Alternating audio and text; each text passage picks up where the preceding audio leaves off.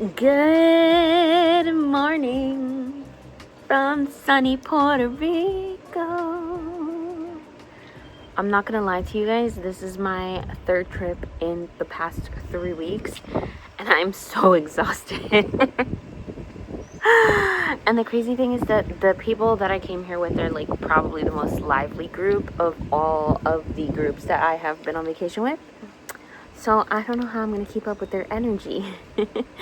But I am excited because I am participating in Escape the Readathon, which is hosted by Lexi, and I will link her down below. But that is really making me feel encouraged to read a lot of books. So we're gonna see. My goal is I'm here for 5 days, May 1st through 5th. And so I'm hoping to finish at least one book per day that I'm here to get ahead on Escape the Readathon. That being said, I'm currently reading 2 books. The first one is an audiobook. It's Say You'll Remember Me by Jimenez. And I don't know, all of my favorite authors are coming out with books this year, except for Christina Lauren. Haven't heard anything from them. Hello, where are y'all? But not sure how I feel about this one yet. We'll see. I feel like I'm letting opinions that I heard before I started the book kind of affect my opinion because I'm thinking about that a lot, but I'm gonna let it go. So You'll Remember Me is essentially about this dude. He's a vet. His name is Xavier, and he meets a girl whose name has already left my brainsicle. And basically, her name is Samantha. So Xavier's a vet, and he meets Samantha, who is moving away from Minnesota to somewhere in California to be with her mom, who has dementia, and take care of her mom. So Xavier and Samantha, they go on this date, and it's like the most phenomenal date ever, and immediately they're like, this is the one. However, she's moving. And so they're kind of navigating that, as well as navigating life and trying to figure out how to like forget each other or not. I have heard a lot of people say that this book is just like one big trauma dump. And honestly, I wasn't getting that vibe for a lot of the book, but then there was one part where he kind of starts going into some experiences that he had in his youth, that it just kind of felt like, why did you mention that right now? Like, what was the purpose of that in this moment, in this scene? And I didn't really see how it added to the conversation or the rest of the book at all. It hasn't come up again yet, and it didn't really like explain much, adding that one like detail. So I don't know if it's like not great character building, or it is really what people are saying, where it's just like dumping things. So we'll see. But besides that, I thought the idea of like their first date and like their little quirky like insiders and stuff like that are kind of cute. So it still has potential to be a great book. Woo, it's getting windy. The other book that I'm reading physically is The Assassin's Blade by Sarah J. Maas. And this book is for one of the prompts, which is read a book that you've been putting off for a long time. Or it doesn't say a long time. Read a book you've been putting off. And I've definitely been putting this one off. I've had it for, I think, maybe a year almost. So The Assassin's Blade is a collection of 5 stories about Selena Sardokian that are prequels to the Game of Thrones series. This is the 3rd book that was published, but it does take place prior to every other book.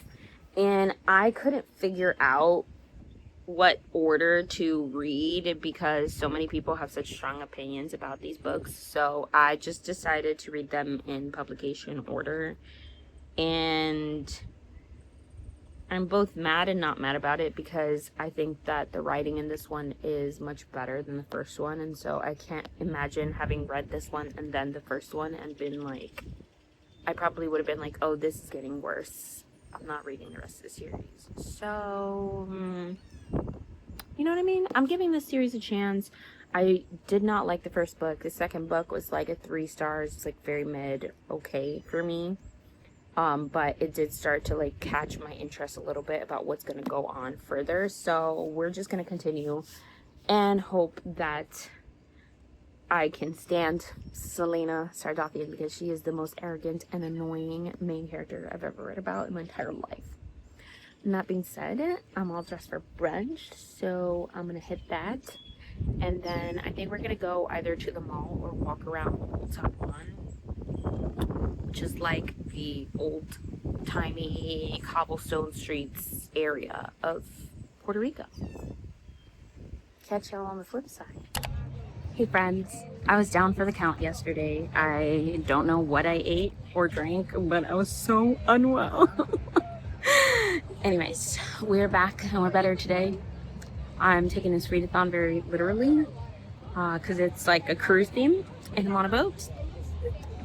And I just finished So You'll Remember Me by Abby Jimenez. I'm gonna give it like 3.5 stars. I did like,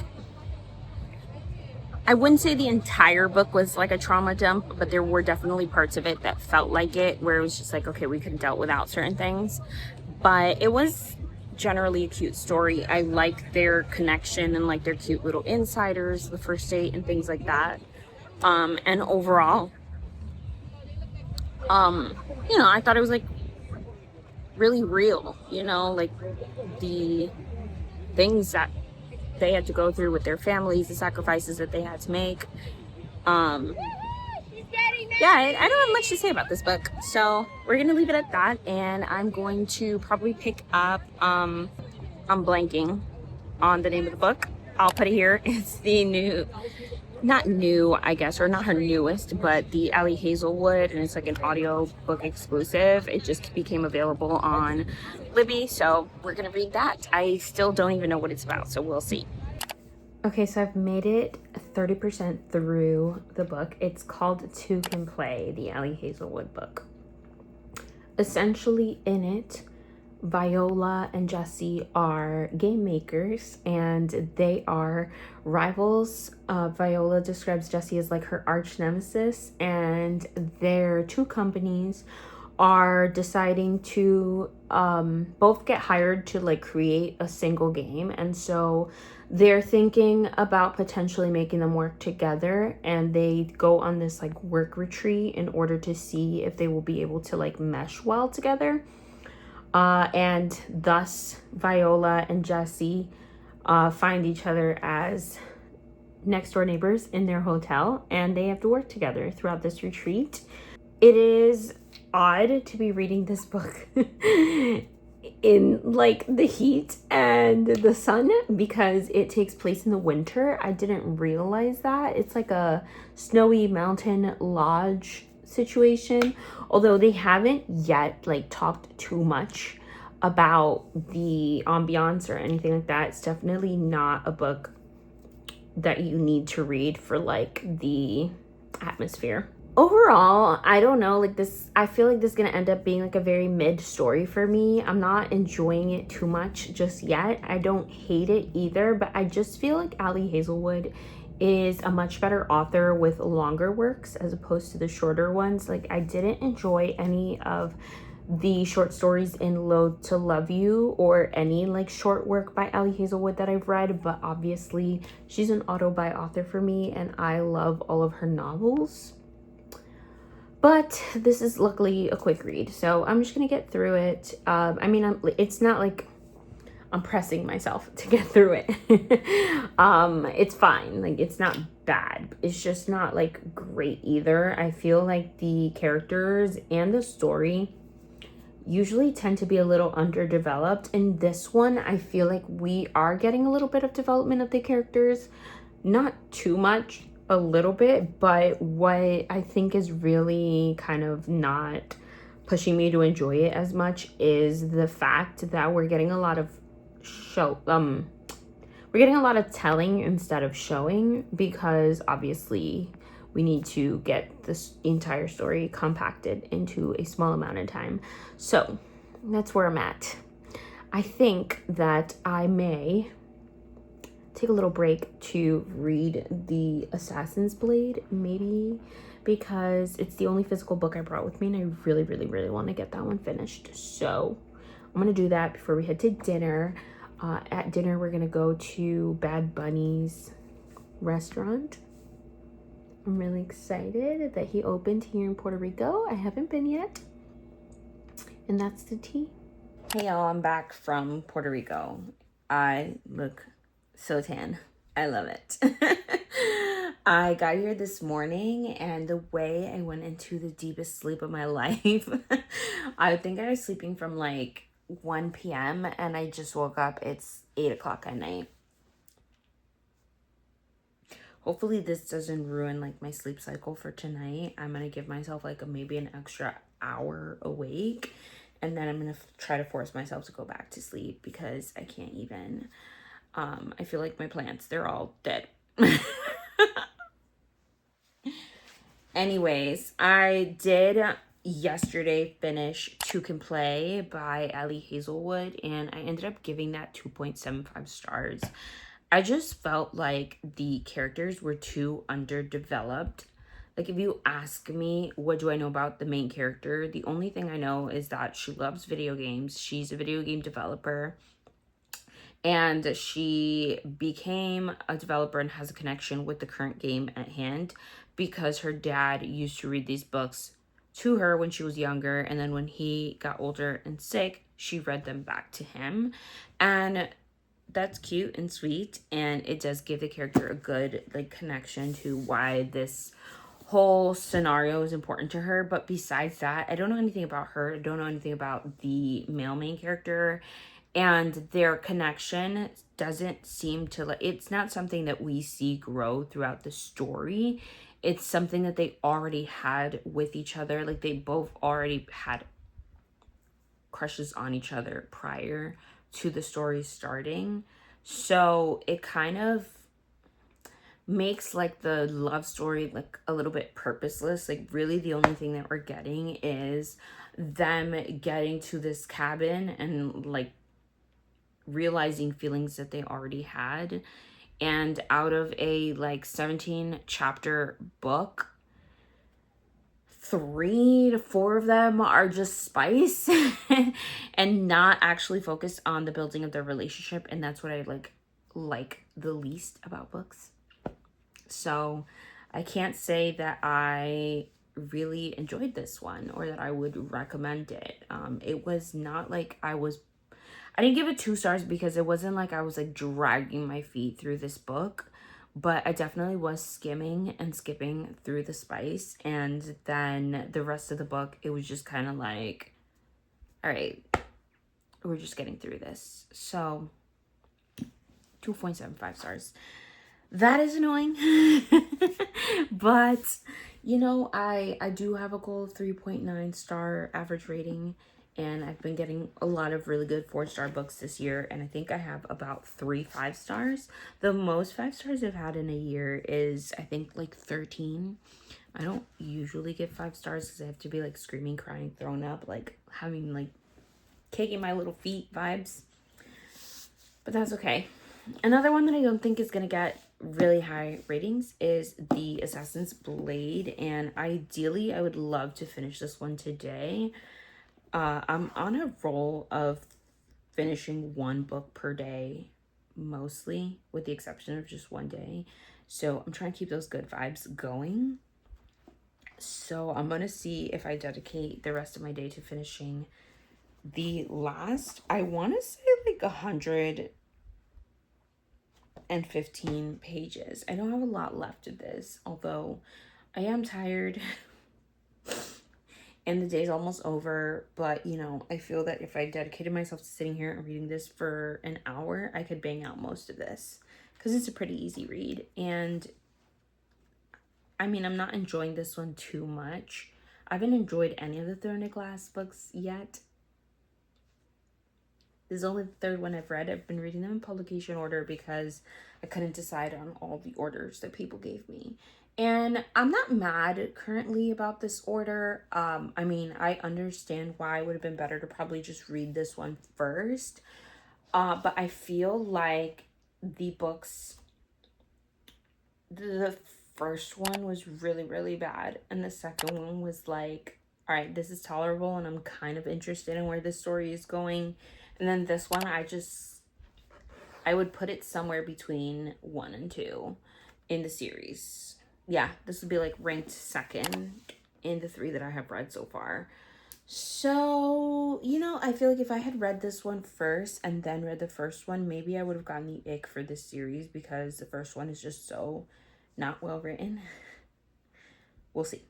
Jordan, mia. What's up? Hey, hello. A long time has passed. Like literally the whole week. Last time I was filming, that was on Sunday, and it is now Sunday. So the first week of Escape the Readathon has passed. Here's what you missed while I was away.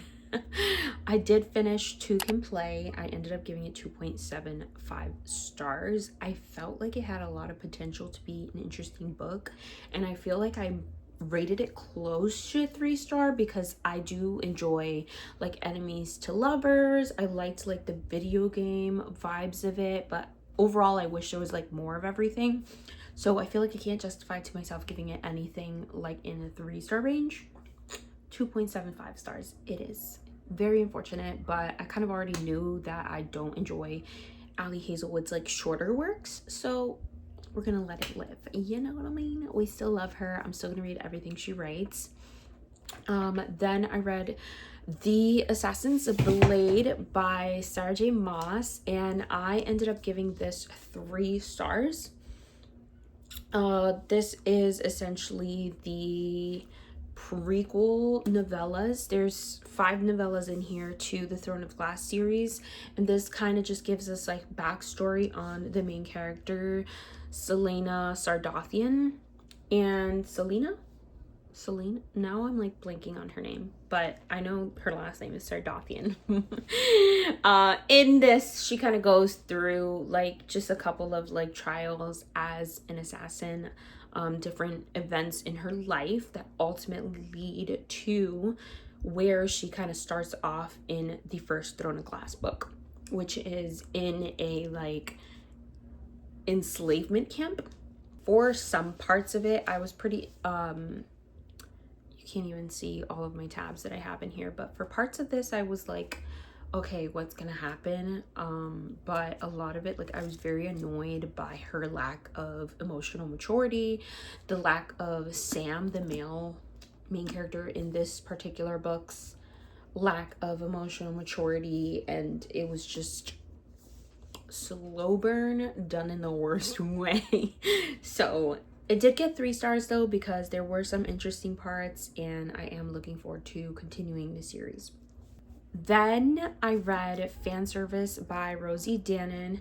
It's actually interesting. I didn't realize, but I did read another book by her called Do Your Worst, and I ended up DNFing that book because of the writing style. But now I kind of want to give it a second try, because I was listening to it on audio and I thought the audio book narrator was just kind of intolerable. I'm not gonna lie, it just wasn't for me, but this book really had me. So I'm hoping that I could read more of her, maybe give Do Your Worst a try on like a physical copy. But anyways, Fan Service is about a girl who essentially is a moderator and runs this like online archive for her favorite show called The Arcane Files. And the main protagonist in that TV show, he goes through a werewolf shift, or what he believes may be a werewolf shift, and everyone thinks he's lost his marbles, and so he enlists her to kind of help him navigate turning into a werewolf. The only problem is that she met him a couple of years ago at like one of those conventions, and he did something that did not make her like him anymore, and so she's not his biggest fan anymore. And it's kind of like this enemies to lovers type of situation. I really enjoyed the fact that this book was like really funny. It gave like the vibes of one of those like old millennial shows where it's like, this is not a good show, but I love it so much. Like that's what I pictured when I was like reading this. And I thought that there were definitely some funny moments. Some of them were cringe, but some of them were fun. And I just enjoyed overall the way that these characters engaged with each other and like grew in their relationship and ended up where they were. Granted, the ending was, like I said, kind of cringe, so I ended up giving this 3.25 stars. That to me is like, this is a little bit better than like just a good book. Fan service. And now I am reading Small Things Like These. This book essentially is about a man, Ferguson. He lives in this like quaint, small, little snowy town, and one day he makes a discovery that makes him have to confront just some of the ways that the town, like being silent, is like conforming. And I think it may have religious undertones, this story, because it talks about how the like little town is run by the church, and this discovery that he has made is, I guess, a secret, or I'm not really sure, to be honest. I'm like doing a really bad job at describing this, but it's like a secret of the church. I am listening to this on audio. It is a quick read. I originally started it this morning because in Escape the Readathon we're trying to read popcorn reads, which are like quick and easy books to read, and I would say a 2-hour audiobook falls in that category. There's definitely like a novella. However, my team, we're just so good, the hackers, that we've already unlocked the room, and so I'm gonna try to finish it for one of the prompts that we have in order to escape the room that we're in right now, which is the theater. And I'll have to figure out how I'm gonna fit it into one of those prompts. Actually, I didn't think about that. Anyways, I ordered some food, and it is really beautiful outside, and I just had some bad news of a family member in the family, and I went to go be with my family for a bit, and now I think I need some fresh air and some just mental health time. So I think there's some people like playing music in the park. I don't think I'm gonna be able to like really talk that much because it's gonna be loud, but I need sun and I need happiness, and I just need to take care of my insides. So I ordered some of my favorite food. I am gonna get waffle, and she is rude because she didn't get me a Mother's Day gift, but I am still gonna spend my day with her, maybe finish Small Things Like These, and then we'll see what other books I pick up.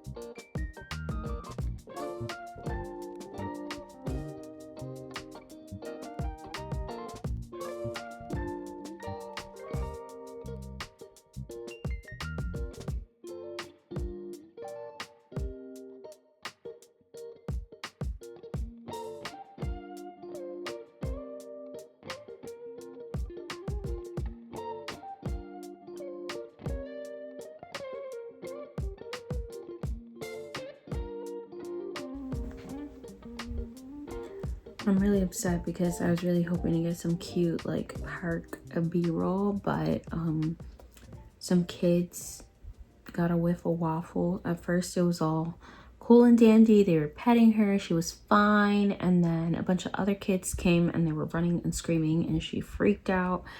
And she was pretty good, but like they kept trying to pick her up and she was already scared, so I ended up having to like pack everything up and come home because she was terrified.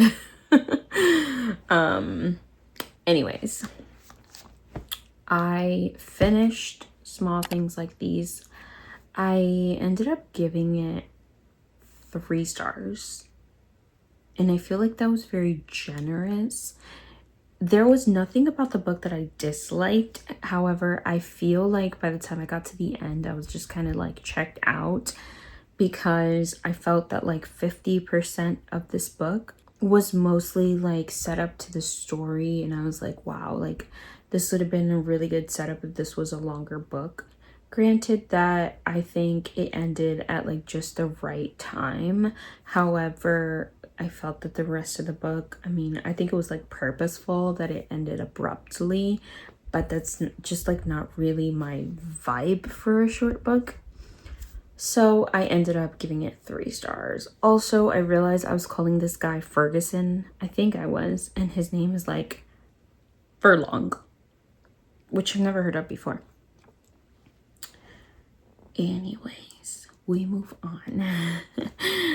I did get to pick up 12 by Jennifer Lynn Barnes. And this is a short novella that is a sequel, I guess, or it follows the ending of the Natural series, book 4, Bad Blood.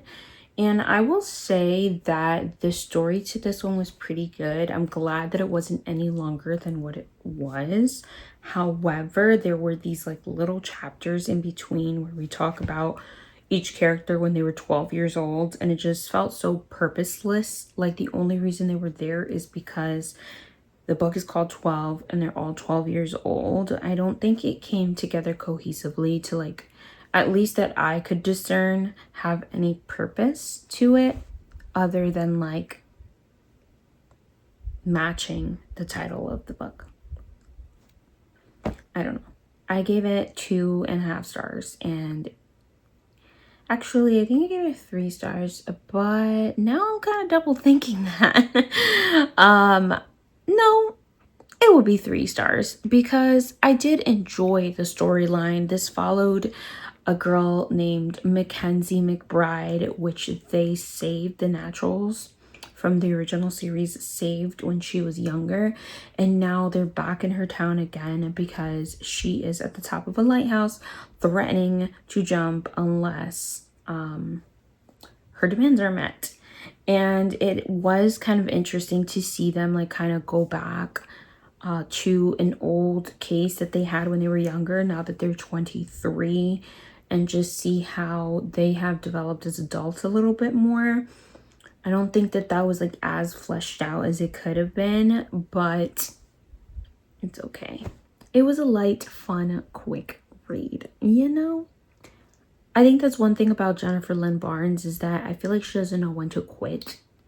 Like with the Inheritance Game series, I mean, actually that one's kind of a different story because I felt that the first one was really good, and then the second and third one, they just got like progressively worse, and then I DNF'd the series after the third one, which just sucks because I gave book 1 5 stars. Like, it was a really good book. I just realized too that I could have used this for a different prompt, but that's okay. The prompt is to like read a book by an author you previously gave 5 stars, and I didn't think that because there have been so many other Jennifer Lynn Barnes books that I've read that weren't.